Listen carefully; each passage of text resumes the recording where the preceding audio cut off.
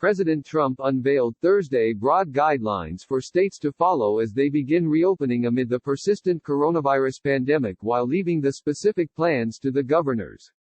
The guidance, formally introduced by the president at the evening White House briefing, provides state leaders a phased list of criteria to lift social distancing restrictions.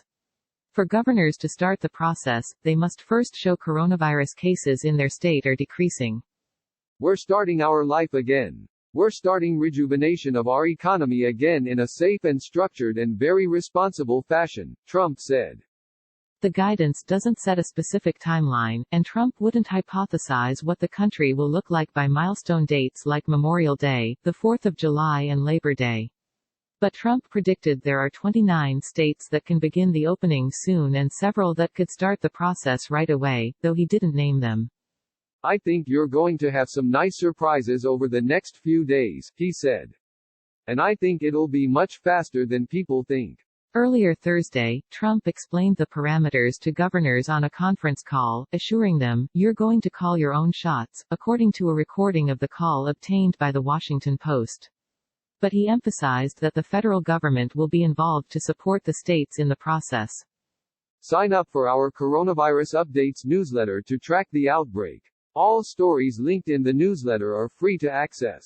Trump's decision to defer to the governors is a change from his stance earlier this week, when he declared he had total authority to unilaterally open the country, a statement that drew blowback from governors and even some congressional Republicans who argued the assertion was contrary to the Constitution.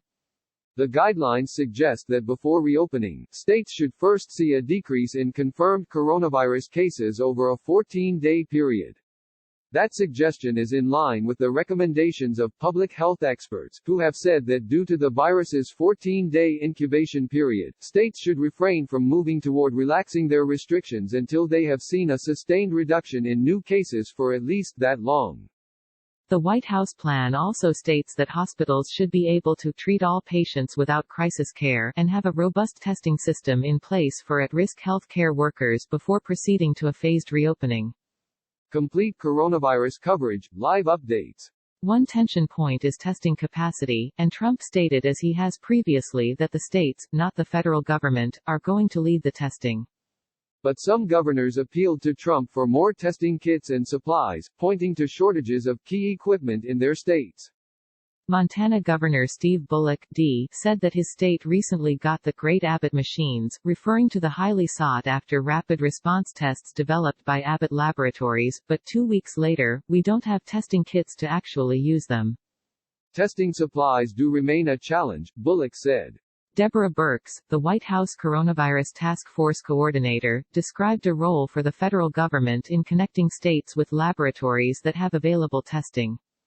New York Governor Andrew M. Cuomo, D., released a blueprint Thursday evening outlining how his hard-hit state could begin lifting restrictions that includes ramping up testing with the federal government as a partner in the effort.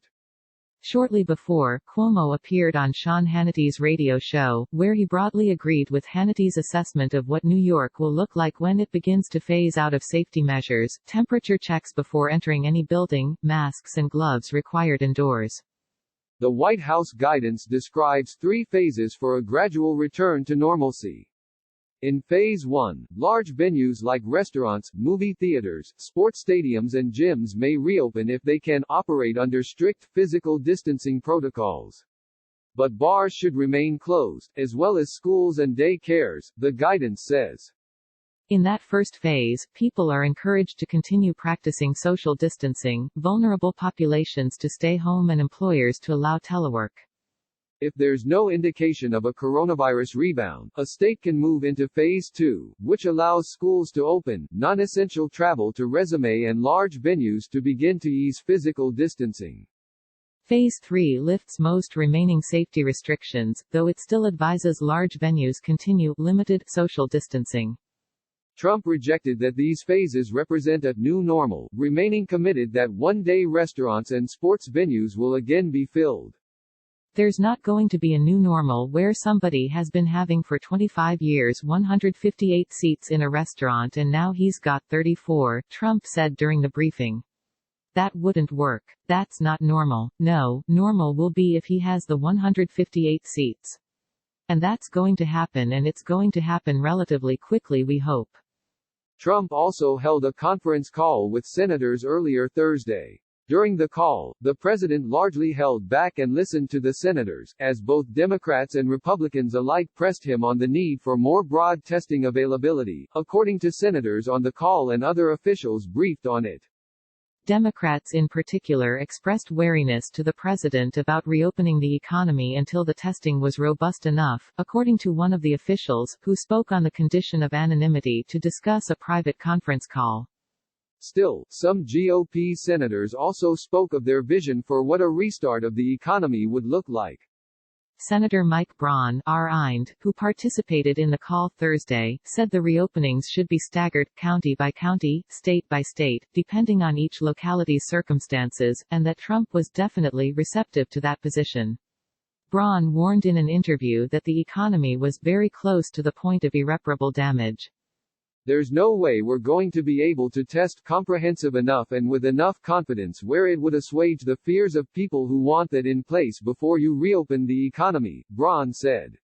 But the eagerness of Trump and some other Republicans to reopen the stalled economy alarmed the Democrats on the call, who all pressed the president for more expansive testing.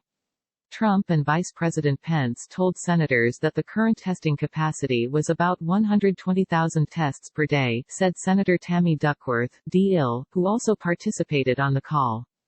We need to do this in a methodical way and not just rush forward and put lives at risk, said Duckworth, one of the 13 Democratic senators selected for the president's task force on reopening the economy.